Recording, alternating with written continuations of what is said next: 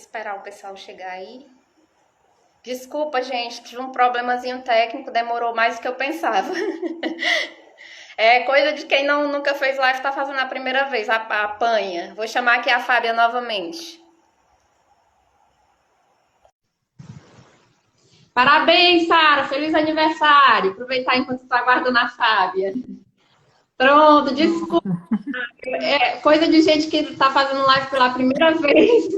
Eu me atrapalhei, demorou mais do que eu achava. E a minha irmã já tinha me avisado que parece que só vai poder ficar uma live. Eu estava tentando ver como é que dava para fazer, mas acabou que demorou muito. Mas vamos continuar, né? Você estava falando sobre os macabeus, né? Ainda? Era sobre o relacionamento dela Isso, verdade. com o Olímpico, né? Que era um relacionamento abusivo, não é isso? E aí eu falei também sobre a questão das alegorias, a Rua Acre, a Rua General, né? E outra coisa que é bem interessante, que chama a atenção na Hora da Estrela, é que assim ele apresenta a Macabeia como uma personagem assexuada, né? Ela nem corpo tinha, né? Ele diz até essa expressão. Só que a Macabé, embora seja vista assim de uma maneira assexuada, ela sente desejo, né? Então a Clarice coloca exatamente isso. A gente às vezes julga, né? Julga muito Que tá travando. as coisas assim pela embalagem, né?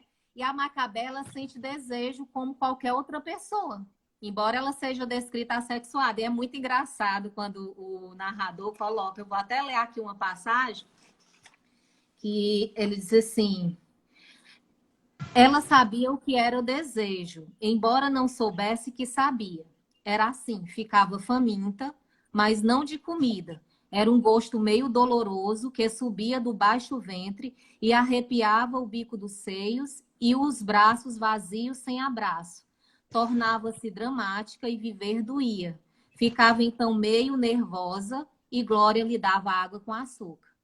Né? Ela tinha um retratinho também 3x4 do Olímpico, e que quando ela olhava, ela também ficava excitada ao olhar, ele sorrindo com o dente de ouro, né? O Olímpico sorrindo com o dente de ouro, ela ficava excitada. E quando ela percebia, ela começava a rezar 3 Ave Maria, 3 Pai Nosso, porque, segundo a tia dela, era pecado. A pobre pegou muito cocorote, né? Por causa da criação conservadora e cristã da tia Beata dela. E então ela tem essa questão, a Clarice, muitas vezes, em muitas obras dela, tem um certo erotismo nas próprias palavras, tem um certo erotismo, né? E eu lembro até aqui, se tiver algum, assim, religioso aqui, que me desculpe, mas eu lembro até os poemas de Santa Teresa d'Ávila, que, assim, já foram assim, interpretados também dessa forma, né? Como se tivesse, quando ela fala com tanta paixão, que tem um tom meio sensual. Então, a Clarice também tem esse tom na sua obra, e que é super poético isso daí, né? Muito bonito. Então, a Macabela descreve dessa forma, embora seja uma personagem assexuada, ela sente desejos, tem todo esse erotismo, né? E até na morte da Macabeia, quando ela se curva, né, quase com uma posição assim fetal, o narrador diz que tinha uma sensualidade nesse momento, que parecia, que lembrava o rosto da Macabeia, lembrava o esgar de um desejo. Ele compara esse momento da morte, a pré-morte, ele chama até de pré-morte. Talvez a pré-morte tenha uma relação com o prazer, né? É o que ela coloca. Eu falei também, né, da alteridade, de se colocar no lugar do outro. Tem várias passagens em que ela usa isso. As alegorias, por exemplo, a chuva é uma das alegorias que ela utiliza. No início do romance entre ela e e o Olímpico, chove. Toda vez que eles se encontram, chove. E eu acho engraçado quando o narrador diz a cara da Macabé é sempre de tristeza, que quando a chuva cai no rosto dela, parece que ela está chorando. É assim que o narrador diz, né? E até o Olímpico dizia assim, ajeita essa tua cara, Macabé. Ela disse, mas eu não sei como é que faz, eu não sei como é que ajeita, né? Mais ou menos isso. Então tem essa alegoria da chuva, e no final, quando a Macabeia morre, também começa a chover, a garoar, né? A chuva representando assim uma tristeza, né? Está relacionada à tristeza. A música, que é muito presente do começo ao fim, a música é presente na hora da estrela. Primeiro, a dedicatória. A Clarice, ela dedica, inclusive a dedicatória, ela diz, o autor, ela mesma, Clarice Lispector, né? E aí, na dedicatória, ela dedica a vários músicos, Debussy, Chopin, sei lá, ela dedica a vários músicos. E ela, quando ela começa a tentar elaborar o enredo, ela lembra, vem na mente dela, um homem com violino, com paletó surrado, e ela diz que é um homem amarelo, que parece que já morreu. Aí ela diz assim, e talvez já tenha morrido. A gente não entende muito isso no começo. Quando chega lá no fim da morte da Macabeia, esse homem ele reaparece tocando o violino novamente, né? É como se o som do violino representasse também a morte, né? Esse momento de morte, que foi pré-anunciada no início da narrativa. E aí ele diz no final que lembra que quando era criança no Recife, ele tinha visto esse homem numa noite tocando violino. E aí eu fico imaginando, será que a Clarice Lispector, ela mesma, ela morou no Recife, a mãe, quando ela perdeu a mãe, eles moravam no Recife, né? E talvez ela tenha realmente visto esse homem tocando violino no momento da morte da mãe dela. Não sei, isso aqui é uma interpretação minha, tá, gente? É eu viajando na história.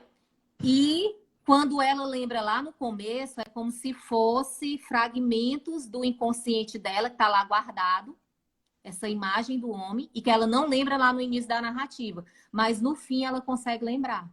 Ela consegue voltar ao passado dela, lá quando ela era criança, no Recife, e que viu esse homem. Por isso que ela diz assim, ele é amarelo, talvez ele tenha morrido, talvez ele morreu realmente. Então, no momento em que ela faz a história da Macabeia, possivelmente esse homem que ele viu na infância já tenha morrido realmente, esse homem do violino. E tem outros momentos que aparece a música. Eu até anotei aqui. Tem o violino, tem o tambor, né? O tambor, quando o narrador tem alguma dificuldade ao iniciar a história. Tem o próprio rádio, a rádio, né, que ela escuta.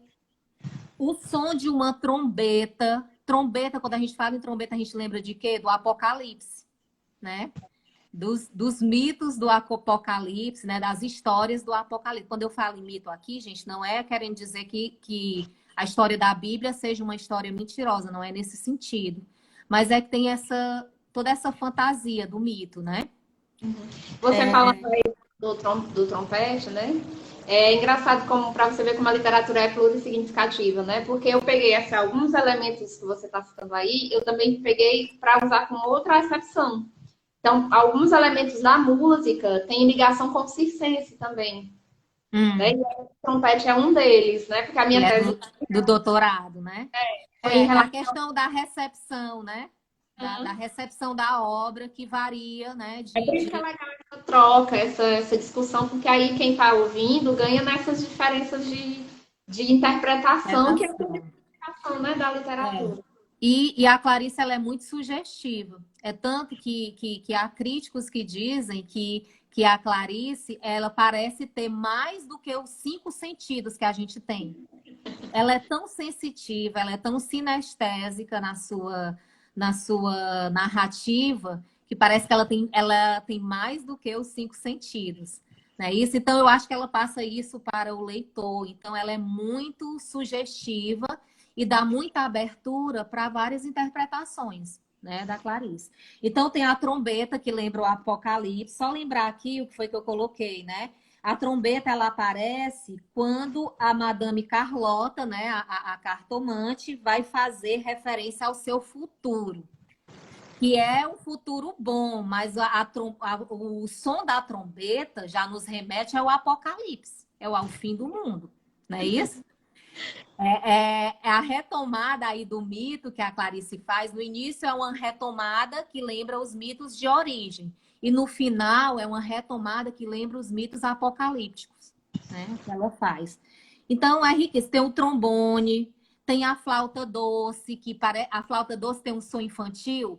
Ela lembra exatamente quando ela era criança, que ela ouvia as crianças brincando, mas a tia dela não deixava, porque tinha que fazer as coisas em casa. Dava uns cocorote. Ela não teve infância, ela não brincou, né?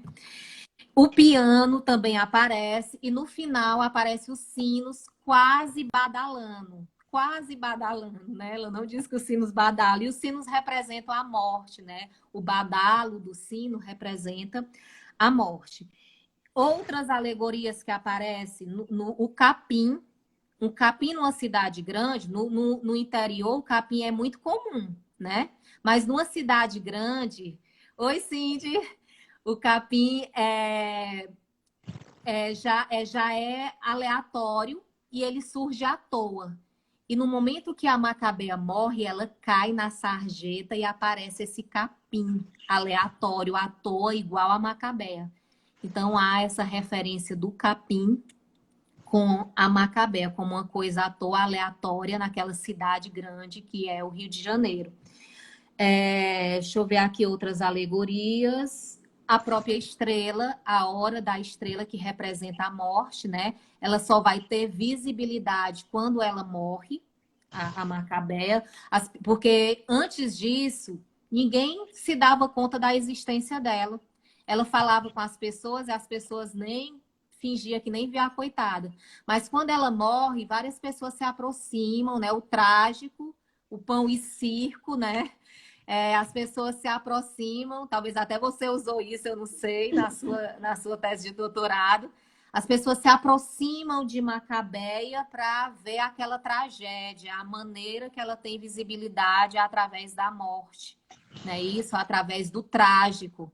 E é a maneira até que o nordestino também é visto no sul, né? Sempre relaciona o nordestino a coisa trágica, tem esse estereótipo, e nós não somos só isso. É uma realidade do Nordeste, esse sofrimento mas não é só isso, entendeu? Mas há essa relação, sempre relacionar o nordestino com o trágico, quando na verdade não é bem assim, não é isso? Então a Clarice, ela é muito pontual, ela coloca muito isso. Realmente é uma pessoa de uma sensibilidade, é uma escritora de uma sensibilidade incrível. Tá bom? Deixa eu ver aqui se tem alguns mais tópicos que eu coloquei. Presença da música e tal. Pronto. As metáforas. Alteridade. Pronto. Aí, para alguma pergunta aí? Não, só mesmo para você finalizar. Eu O estava Ed colocou aqui, ó. Colocou aqui sobre a alegoria o carro importado. É uma Mercedes que atropela. E o alemão também. Muito bem, Ed. Quem atropela é um carro importado. E quem estava... pelo que é colocado lá, é como se o alemão estivesse dirigindo, que atropela ela, né? Esse homem, o alemão. Olha aí, a Macabeia faz referência aos judeus, né? E ela é atropelada por um alemão e um carro que é importado, que atropela. Até no filme, ele foca bem no símbolo da Mercedes, né? Ele foca no símbolo da Mercedes, né? Para dar essa ideia.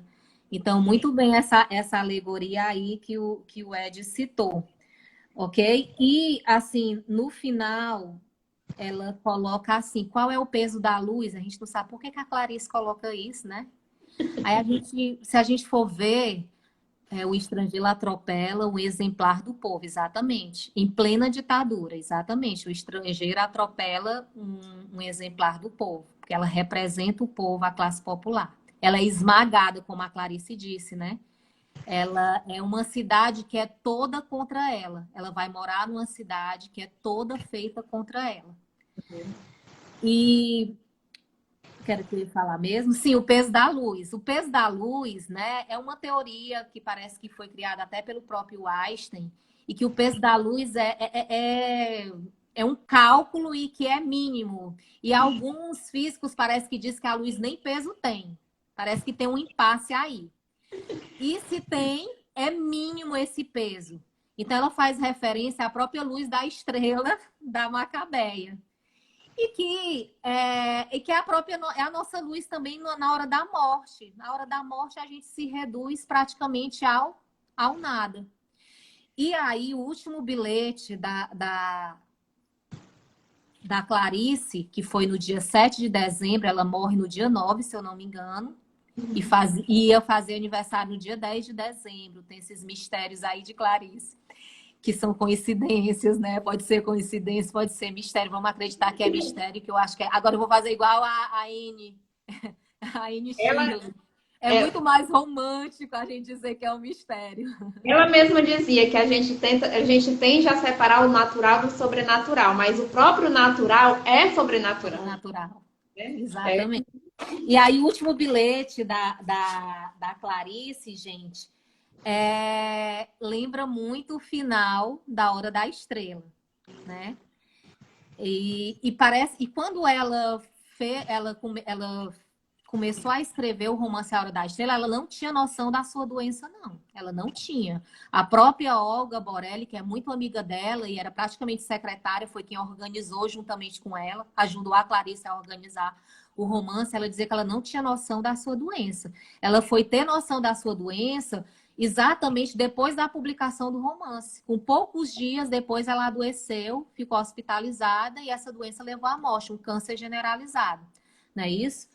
E aí, o último bilhete dela, eu vou ler aqui para vocês, e como lembra o final da Hora da Estrela. Ela diz assim, o último bilhete: minha alma tem o peso da luz, tem o peso da música, tem o peso da palavra nunca dita, né? Ou seja, é muito leve. Tem um peso de uma lembrança, tem um peso da saudade. Ela compara sempre com coisas abstratas, né? Não são com coisas concretas. Tem um peso de um olhar. Pesa como pesa uma ausência. E é a lágrima que não se chorou. Tem o material peso da solidão no meio de outros. Então, ela retoma, no último bilhete dela, ela retoma essa questão do peso da luz que finaliza a história, né? Qual seria o peso da luz? Então, a gente fala, o que a Clarice quis dizer com isso? Mas a gente for procurar saber o que é o peso da luz, é exatamente isso. Que a gente se reduz ao nada diante da morte, independente de quem seja, se é a Macabeia, se é uma intelectual como a Clarice, se é a gostosona da glória, se é o ambicioso olímpico. No momento da morte, nós nos igualamos e a gente acaba se reduzindo a praticamente o nada, ao peso da luz, que pode ter peso ou não, né? Ninguém sabe. Esses físicos aí vivessem em paz. Se tiver esse peso, é muito pouco, não é isso? E queria saber se tem alguma pergunta. Eu acredito que existem outras coisas, mas a gente acaba não lembrando. Mas eu acho que eu já falei muito. Não, foi maravilhoso, eu adorei, porque você vai falar da Hora da Estrela hoje e alguém está perguntando sobre a questão da metalinguagem. Essa questão da metalinguagem, da metanarrativa, da autoficção, a gente vai comentar na próxima live com a Manuela, né? E se você tem mais alguma coisa a dizer? Não, vou deixar a metalinguagem para a Manuela. Pronto. Então, assim, eu queria agradecer mais uma vez, Fábia, viu? Muito obrigada, foi maravilhoso, porque, assim, eu aprendi muito também, a gente acaba aprendendo muito com a leitura dos outros, né? Então, é muito boa essa troca, porque enriquece a gente, né? Tanto a quem se propõe a falar, quanto quem se propõe a ouvir, é importantíssimo isso. E aí, eu queria agradecer também os outros que estão aí ouvindo e participando, fazendo perguntas, né? E aproveitar esse final de Hora da Estrela que você está falando aí, né? Que ela fala, meio que se despede e fala, como você bem colocou, fala da morte, como todos nós nos igualamos, né? Nós estamos num momento bem complicado agora bem tenso, né, dessa história de pandemia, né, e de medo da morte, medo da doença, medo mesmo de se trancar, de ficar em casa. Então, eu queria, apesar desse clima pesado, desse clima de ausência, que é o final do Hora da Estrela, não vamos esquecer que Clarice termina com uma frase lindíssima, que por enquanto é tempo de morangos, né? Então, assim, Exatamente. enquanto nós estivermos aqui, vamos lembrar que por enquanto é tempo de morangos, né? Então, e Eu sempre, quando eu estava relendo, até postei, você curtiu no meu status, né, Aliciane?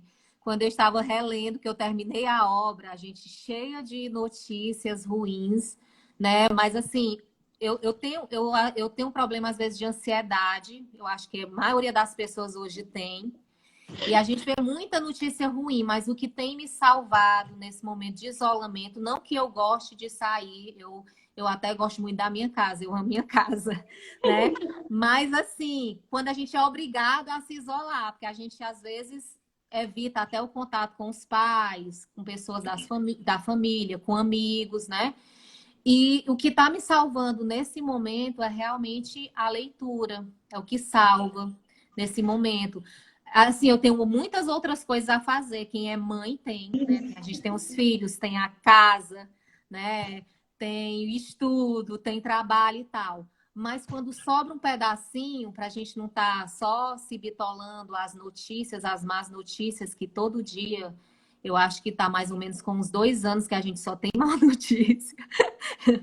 É bom nem mais reclamar, porque para não ficar pior do que já está, né? Mas assim, vale esse final da Hora da Estrela, né? É tempo de morangos, a gente precisa se agarrar nessas coisas que nos dão um certo prazer. E a leitura pode ser isso, né? Pode ser isso. pronto. Então, vou encerrar por aqui. Obrigada a todos. Fez, viu, pessoal? Para você também, Fábia. Não percam a próxima terça-feira com a Manuela Alcântara. E aí vamos continuar a nossa discussão da Hora da Estrela, tá ok? Tá. Boa noite, pessoal. Diga. Só queria agradecer aqui a todos que participaram da live. Eu sei que tem muitas pessoas que participam, que foram seus alunos, né, Liciane? Algumas pessoas conhecidas minhas que eu convidei, que estão aí, a Mariane, o Ed, a Luana, foram ex-alunos, hoje são amigos, trocam ideias, né, pelo WhatsApp. De vez em quando a gente está lendo alguma coisa e manda uma ideia para outra. Então, é muito bom a gente conviver nesse meio e que tem a leitura. Infelizmente, é a minoria aqui no Brasil que lê, mas eu acho que momentos como esse, né, de a gente falar esse prazer da leitura, e eu acho que vai mudando aos poucos essa realidade, tá bom? E assim, parece uma live como essa, parece que foi spoiler, né? Que eu falei muita coisa, mas não existe nada do que a experiência do livro da Clarice. Aqui eu não cheguei nem à unha do pé da Clarice. A experiência com o livro é maravilhosa. E aí eu dou conselho para vocês. Quem não leu ainda Clarice, comece pela Descoberta do Mundo, pelas crônicas. Leiam A Hora da Estrela. E aí, depois que conhecer mais sobre... Leiam um pouco sobre Clarice, sobre o estilo de Clarice, sobre o que é o fluxo de consciência, essa polifonia, essas várias vozes, para não estranhar quando for ler, tipo, Uma Paixão Segundo GH ou Uma Água Viva, né? Então, obrigada a todos. Obrigada, Luciane. Boa noite, pessoal. Até a próxima.